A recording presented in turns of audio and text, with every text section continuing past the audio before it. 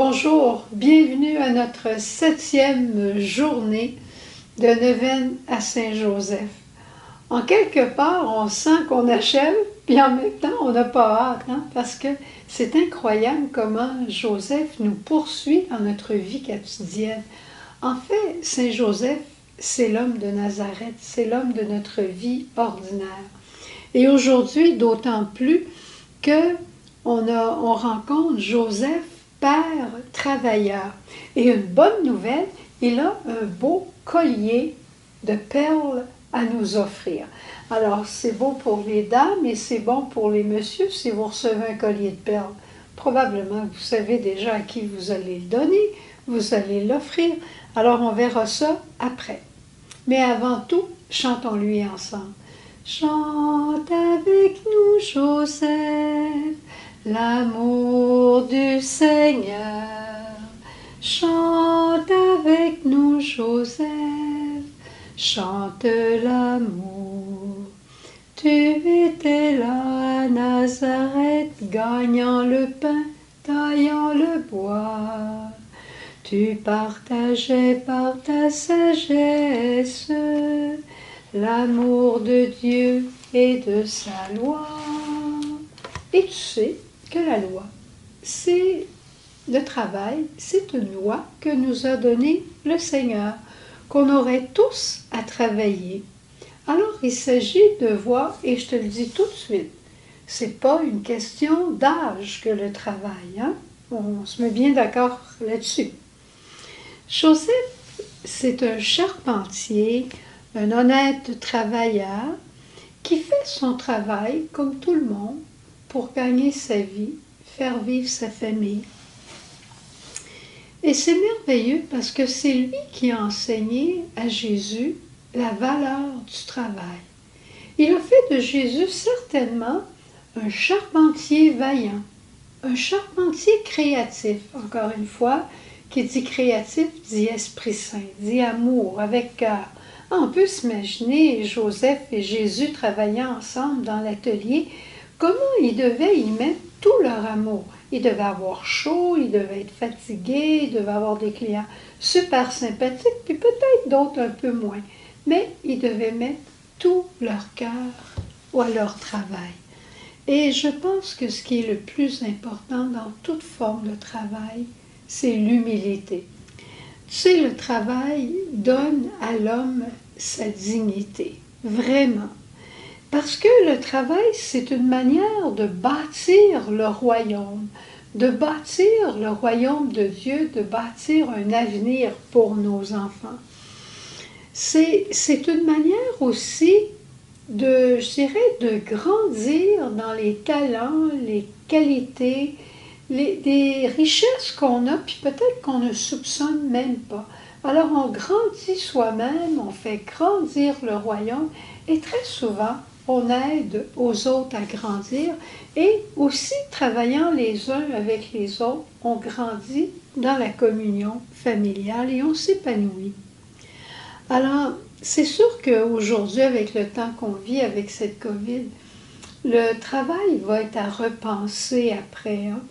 Déjà, on a des nouveautés avec le télétravail de plus en plus. Ça a du bon, ça a du moins bon. Pour faire du travail à la maison, il faut être vraiment très discipliné. On a les médecins qui font du télétravail, mais en quelque part, c'est différent. On ne les voit pas. Mais d'un autre côté, c'est intéressant, on les rencontre beaucoup plus vite qu'avant. Alors, il y a toujours du bon et du moins bon. Il s'agit d'oser à l'intérieur de tout ça.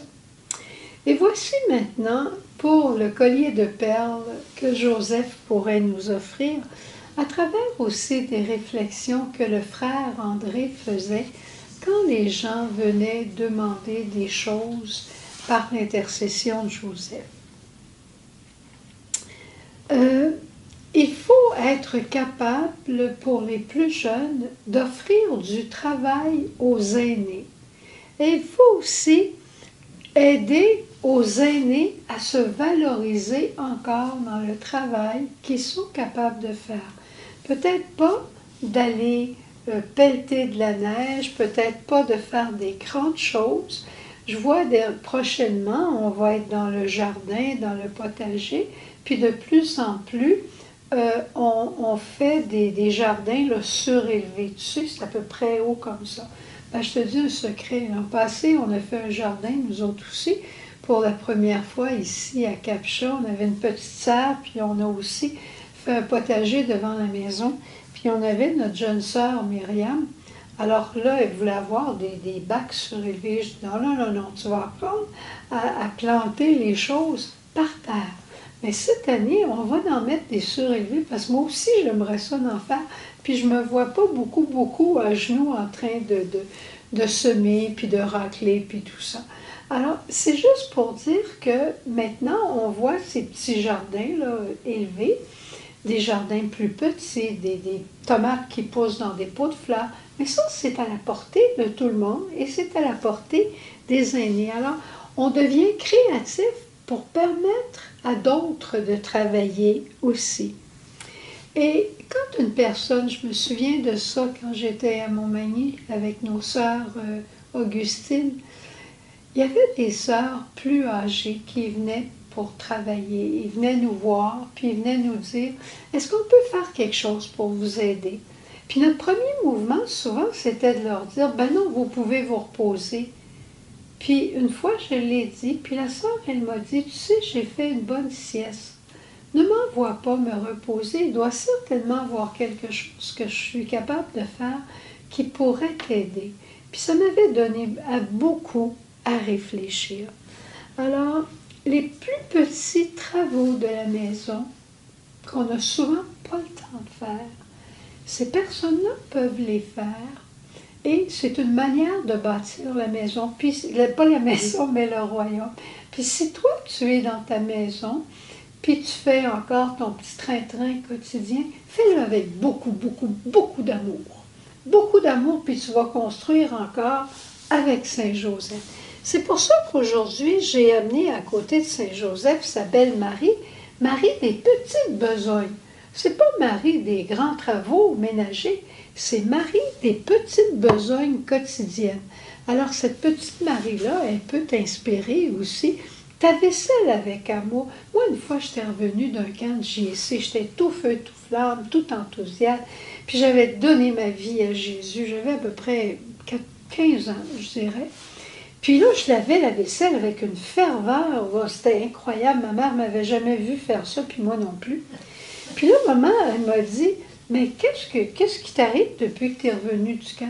Oh, j'ai dit, maman, j'ai donné ma vie à Jésus, puis j'ai décidé de pousser au maximum mes capacités. Elle dit, arrête, surtout pas. Alors, je lavais ma vaisselle, là, je lavais la vaisselle de la maison avec ferveur. Il faudrait peut-être que je recommence. Alors, ceci dit, et ayons pas peur non plus de prier pour ceux qui travaillent pour nous. C'est beau de demander du travail, c'est beau de travailler, mais de prier pour ceux qui travaillent pour nous. Puis de les remercier. Des fois, on les remercie avec un petit salaire, mais de les remercier. Remercier pour une personne qui nous rend un petit service.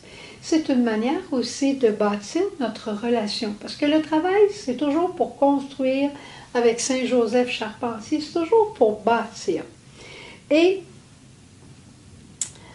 peut-être que pendant ta vie où tu as été plus actif ou plus active, peut-être que tu as eu des blessures à ton travail. On pourrait demander aujourd'hui à Saint-Joseph de venir te guérir. Peut-être que tu peux prier pour des anciens patrons. Si tu as été patron toi-même, comment tu as été, on n'en sait rien. Mais prier pour que des pardons se fassent. Si tu es en recherche de travail, on va prier aussi avec toi et pour toi. Alors, c'est dans chacune de nos maisons à Myriam, on a des personnes qui viennent nous aider à l'occasion comme ça.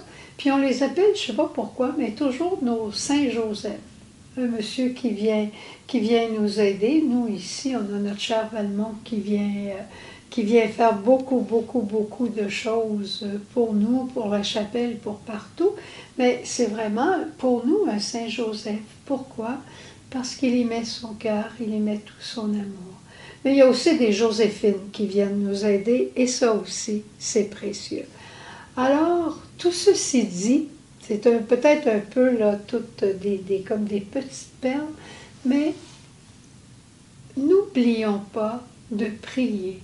Et si tu dis, ben moi je suis plus capable de travailler physiquement, je suis capable de peu de choses activement, rappelle-toi que ta mission de suppléance, ta mission de prière, ta mission d'offrande, c'est peut-être le travail le plus fort qui demande le plus de foi, le plus d'amour, le plus de gratuité et de désintéressement. Et quoi qu'il en soit, on va tous un jour ou l'autre laisser notre balai, laisser notre pinceau et on va arriver à vivre avec notre chapelet en main. Et avec notre chapelet, c'est un instrument de travail qui peut porter du fruit plus que dans notre petit jardin puis notre maison. On fait le tour du monde avec. Hein? Alors, passe une bonne journée, puis bonne journée de travail aujourd'hui. Veille, veille sur tes enfants. Veille, veille sur tes enfants. Le Sauveur sur la terre reçut tes soins touchants. Toi qui nommes son Père, veille sur tes enfants. Veille, veille sur tes enfants. Veille, veille sur tes enfants.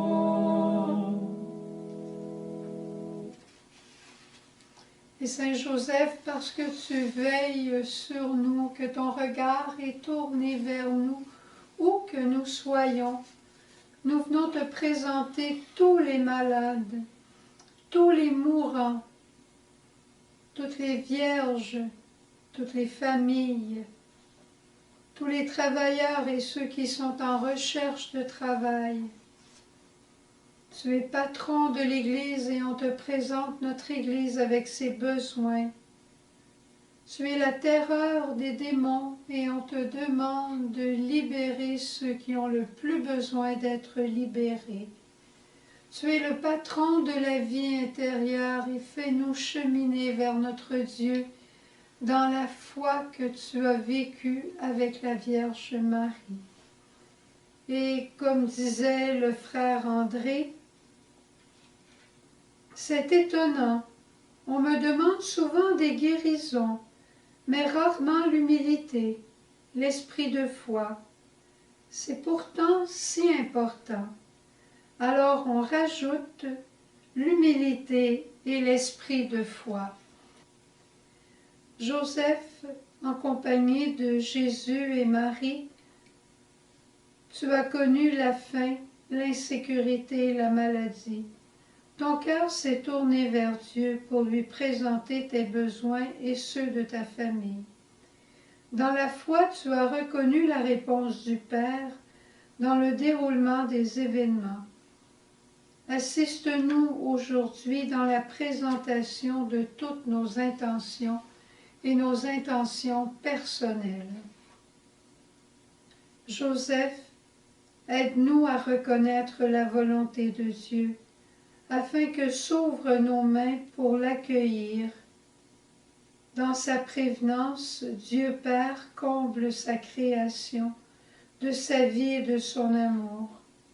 Ouvre nos yeux aux merveilles qu'il accomplit sans cesse. Aide-nous à trouver le sens véritable de notre demande, afin que nous découvrions que nous sommes les enfants bien-aimés de Dieu. Et ensemble, nous voulons prier le Souvenez-vous. Souvenez-vous, ô très chaste époux de Marie, mon aimable protecteur, Saint Joseph, que l'on n'a jamais entendu dire que quelqu'un ait sollicité votre protection et imploré votre secours sans avoir été consolé. Je viens avec confiance me présenter devant vous et me recommander à vous avec ferveur. ne rejetez pas mes prières, Père nourricier du Rédempteur, mais écoutez-les avec bonté et daignez les exaucer. Amen.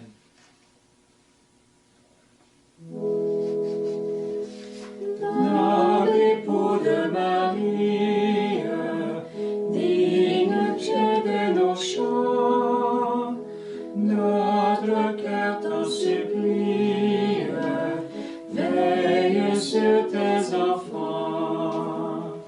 Veille, veille sur tes enfants. Veille, veille sur tes enfants. Laisse ton pain sur la terre, reçus tes soins touchants. Toi qui nommas son Père, veille sur tes enfants.